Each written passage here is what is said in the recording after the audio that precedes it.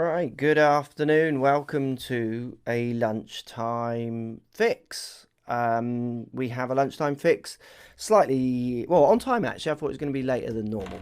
Thanks for joining. If you're watching at home, thank you. We'll try and keep up with the chat. I've put some tweets and a Facebook post out this morning asking for your golf terms that you want explained. So we're going to try and explain. I've picked four of the best ones, and we're going to pick we're just going to literally choose four of them to try and explain, try and get some of the golf terms that you might be hearing in videos and on telly and in other places, hopefully as clear as possible so you're understanding the content that you're watching out there.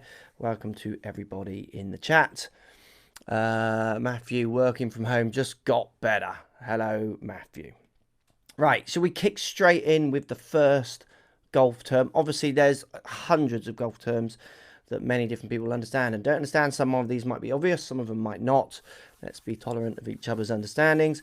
And also, if there's other ones that you want me to cover, whack them in the chat. If I've got time, I'll try and pick them up. And if not, in the comments down below if you're watching this on catch up. And I will try and cover them maybe in another video. Those kind of things. Fish finger butties for lunch. Ace. That does sound fun. Don't think I've had one of them for years. Right, should we start with our first golf term? Golf term here is deplane. Never really got it. A lot more diagrams needed. Deplane's an interesting one because it kind of owns you all and it's a very complicated one to explain. I have explained it in full videos. Maybe search deplane on YouTube. You'll see mine and other people giving you the in-depth kind of look at what deplane is all about. But I'm gonna try and do this in the simplest way so everyone can understand as much as possible what they might be we're referring to when we talk about deplane.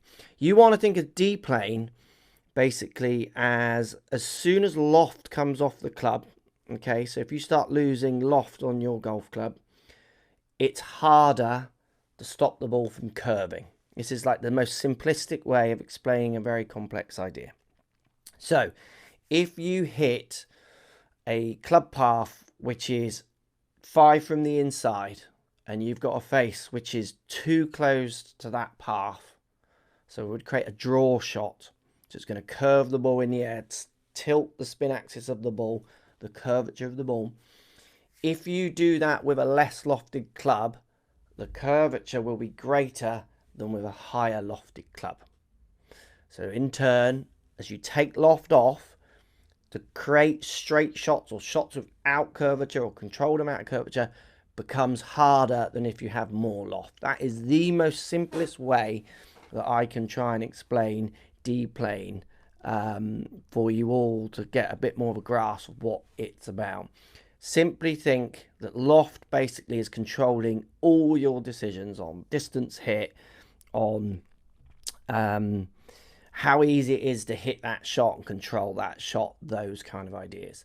So deplane is around loft. So what that refers to for lots of people who watch reviews and lesson videos and things like that is if you've got a 7-iron which has stronger loft, so similar loft to a 6-iron or a 5-iron for instance, yes, you might hit the club with the 7-iron stamped on the bottom further, okay, because it's going the distance of the loft that you're presenting, so which is close to say a 6 or 5-iron, but it doesn't mean that you're hitting a 7-iron further and your 7-iron is now easier. Your 7-iron is now as hard to hit as a 6-iron, even if the peak heights are the same, even if the spin's the same, all different.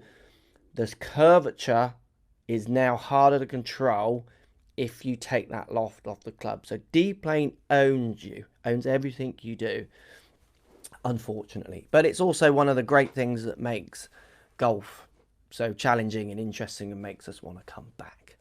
Push comments down below. Let me know if that makes sense. We've got a few more, but let me know if that makes sense. And again, maybe watch one of my other more in-depth diagram built deplane if you want to know the actual science of it. But that's the bit that will help you understand it in relationship to stronger lofted irons and other aspects that we might talk about in lessons. In the comments, Mark Weiss, 2 hats, 1 sock. What does that mean? That means you're on a golf trip and you're having a damn good afternoon. That's what 2 hats, 1 sock Mark means, not Mike Mark. CJ Bell, bruh, I didn't tuck my polo at work today. Hashtag scandal. I'm wearing jeans and a t-shirt. Is this allowed? Are you allowed to watch this wearing this? He's relating that to some of the fun chats we're having about the golf attire on social at the moment. Where's the Gretsch? The Gretsch has been changed for my Rickenbacker, 1975 Rickenbacker, year I was born. Lovely. And over there, my maybe favourite guitar ever, Fender Jag. Love my Fender Jag there. Just for different tones.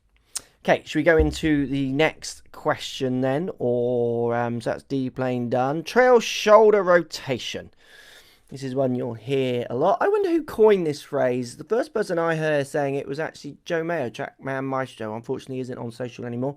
Maybe the biggest, I think, upset that social ever encountered. There are plenty of other people on social, on YouTube and what have you, who have no knowledge, but there are guys like him who are sharing some great knowledge for pros and amateurs, but couldn't be bothered with the crap that he had to put up with, and I don't blame him. Miss you, Joe. So trail shoulder rotation. So trail shoulder, if I'm a right-handed golfer, so hitting the ball this way, this is my lead shoulder, my left. My trail, so the backward shoulder, if you like, is my right. So there's the trail part. Shoulder rotation. So my shoulders at the moment aren't rotated. I can rotate them this way. So I'm rotating in my shoulder here, or I can rotate it this way, which is common for golf backswings, or not for some people. How you rotate your trail shoulder can affect distance, so power. It can affect how the club face is rotating or not. So it has a massive effect on how far you hit it, how high you hit it, what spins you put on it, what direction you might hit as well. Other ways of thinking of trail shoulder rotation. Think about a tennis serve. I'm left-handed at tennis, so I'm going to put trail shoulder rotations in as I load up my serve and try and snap it out. Baseball pitchers, you'll see those pictures of them like leaving their arm behind before they pitch that ball out there, and they're putting massive amounts of trail shoulder rotation in to get that speed. So trail shoulder rotation in the golf swing, it's a it's a great form of teaching. It's a great way of getting people to understand how to control their club face, like I say, and then in turn controlling paths, distance, and many other aspects of golf. So how you rotate your trail shoulder as you make your backswing and on the way down and way through will be what they're referring to with trail shoulder rotation. Thank you for that one. That's a good one. Let's see what the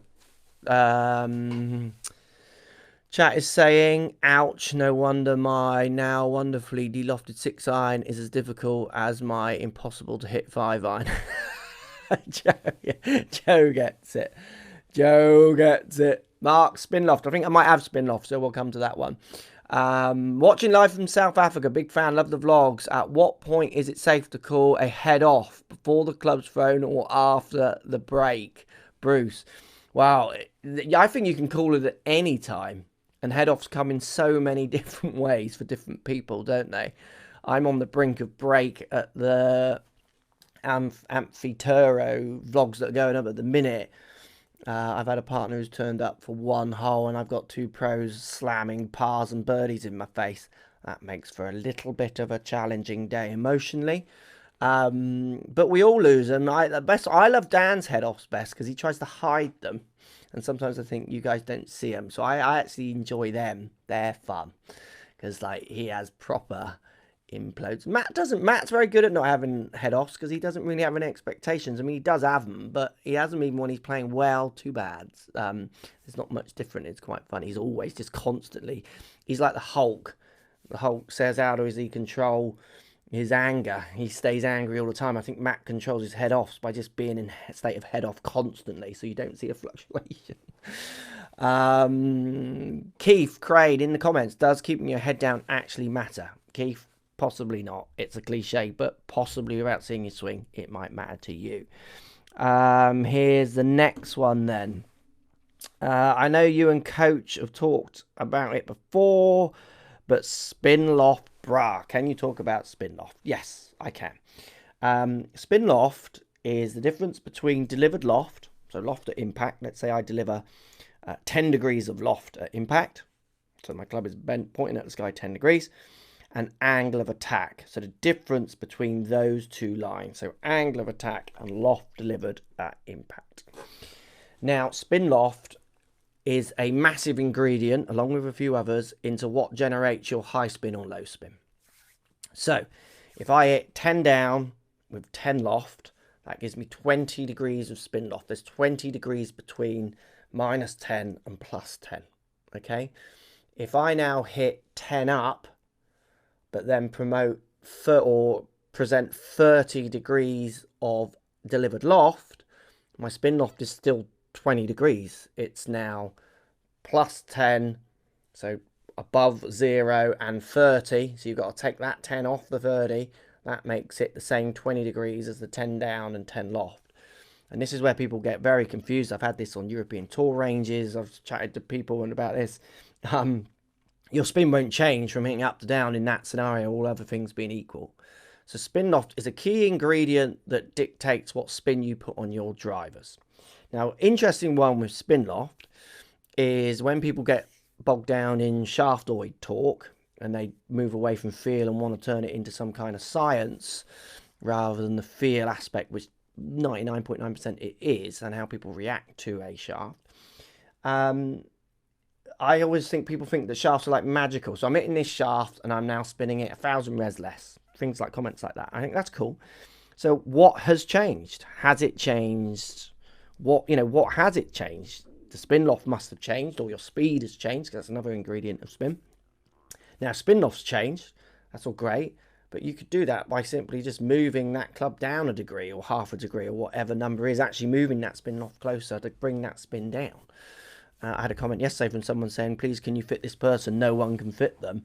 They swing at 100 mile an hour and they always spin everything, no matter what shaft, at 3,000 revs. They want to spin it lower. I thought, well, it's very easy to see why that's happening. Changing it might be different. Lesson, equipment, combination of both. But there's no secrets. And this is why when some reviews, not that I really watch any, but sometimes people put them in my face, go like, watch this, what's this person on about?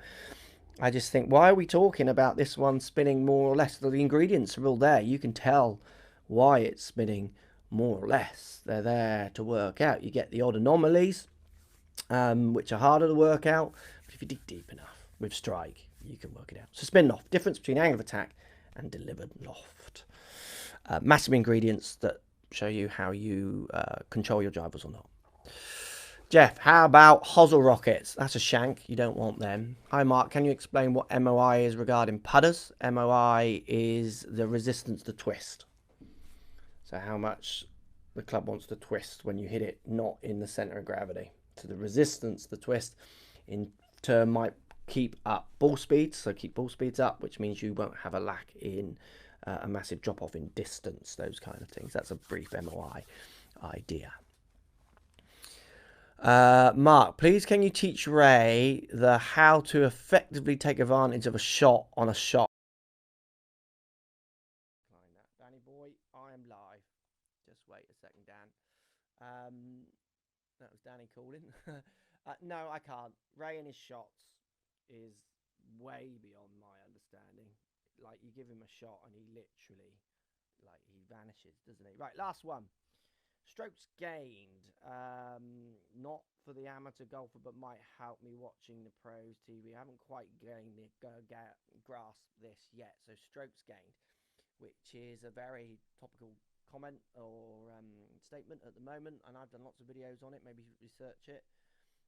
Is my mic still on? Can you still hear me? Did that throw out my mic? Is that what you're saying? 1, 2? 1, 2. Right, yes, it does that. Let me just turn that up. Sorry, I'm back. That phone call threw out my mic. Hello, can you hear me again? Can you hear me? You broke the sound, Mark. Lost sound. Explain, mute. No sound. I think it might be back now. No sound. No sound, Mark. Are we back with the sound? This is live, so anyone watching this on catch up, I'm sorry. I do need no sound still. Well, I'm getting sound now. Started, and when you answered the question, strokes gained should went out right before the question. Better now. Where are the subtitles? You're back. Yes, I'm back. Great, thank you. Let's hope Dan doesn't call again. Right, where are we? Strokes gained. So strokes gained is what the American PGA Tour uses. The European Tour has it, but they don't publish it. The players have access to see their strokes gained, which is interesting. But I imagine it will come at some point. It costs quite a lot of money to implement it in a way that you see it, I think. Because you've got people literally walking the hole, I think, counting and measuring where each shot's from. So strokes gained is a basic way of measuring how you're performing against the rest of the field. And it's broken down into departments, so like driving and approach play and then scrambling, putting, bunker play, whatever. It'll be broken down from how you perform from the rough and the fairway, and it's based around distance from the hole. Everything is based from distance to the hole, not reference to pars and things like that. So basically, if you're a foot away from the hole and you're missing a foot putt, there's a good chance a high percentage of the rest of the field who had a foot putt today tapped it in and holed it. So you would be losing strokes against the field on that length of putt if everyone had 1 foot putt.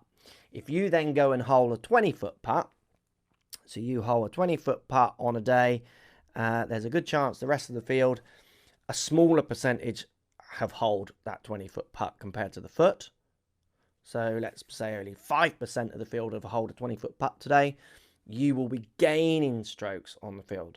And then if you think about your driving, if you're hitting a drive 300 yards on the fairway, you're probably gaining on your field of your amateurs at home compared to the guys who are hitting it 200 yards on the fairway or even 200 yards in the rough.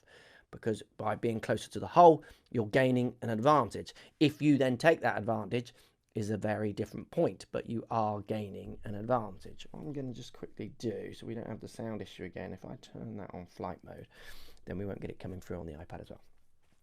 So strokes gained is a very modern, started by Mark Brody, and follow him on Twitter if you don't already. He posts some amazing stats, and you can get his book, Every Shot Counts, or Every Stroke Counts, which will explain it in more depth because there's a lot more depth to it.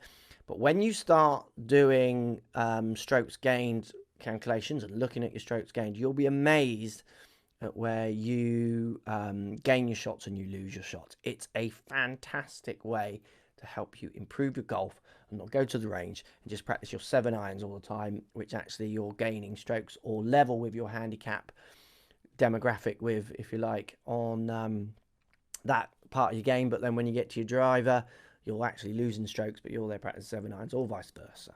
So strokes gains measured from the hole back, so how far away from you from the hole. Think about a foot putt being, or think about an inch putt. Everyone's going to hole an inch putt, so you can't gain on the field. But then if you go back to a 300-yard par 4, if you can hit it 300 yards, you're going to gain on the field if you get that onto the green. Basic rule of thumb with strokes gained: hit the ball as far down as you can in play. So as far as you can in play. As far as you can out of play, not so good. As far as you can in the rough, sometimes has advantages from not as far down in the fairway, not always. But general rule of thumb, as far down as you can in play, you'll be gaining. That's why someone like Brooks Koepka and Rory McIlroy and Tiger Woods in his day are changing the way golf is played. Far down, in play, hard to compete. There we go. That was I need my lunch. What are you having? Post comments down below. Does Dan get strokes gained yet? Daniel, just. He's getting there. Where would you say most amateurs lose strokes? Ben Edwards, 200 yards out. Generally hopeless. And also have very bad bags built around 200 yards out. So they don't have their club set up around that. If you think about my bag of club, I have it very much built around that kind of 180 to 210 mark, in where I go really aggressive with my clubs into hybrids and getting rid of irons. Most amateurs are not focusing on that part of their bags enough. Lots of you are focusing on the drivers. Just watch the reviews. Irons driver reviews generally get much more views than, say, a hybrid review where lots of people aren't really watching. I get why, but it's a shame.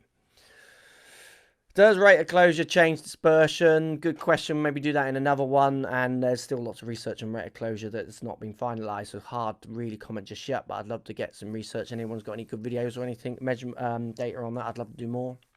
Have you measured Ray's strokes gain stats? No, because obviously Ray lives in London. We're in Devon. It's hard to be with him time in, time out. I would like to measure his. We've touched on it because I do think he makes a few mistakes with his ideas of strokes gained, with laying back sometimes when we're playing on the vlogs.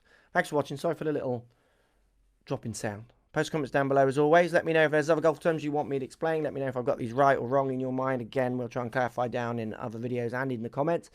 Hope you're all dressed appropriately for today's video.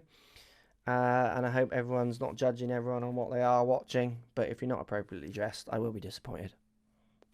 Hit the subscribe, hit the thumbs up if you like the live lunchtime fixes. I will do other ones as well. But if you want more lives, let me know by hitting that thumbs up button. Thank you. Let me know what you're having for lunch. As always, it's been a pleasure. See you next time.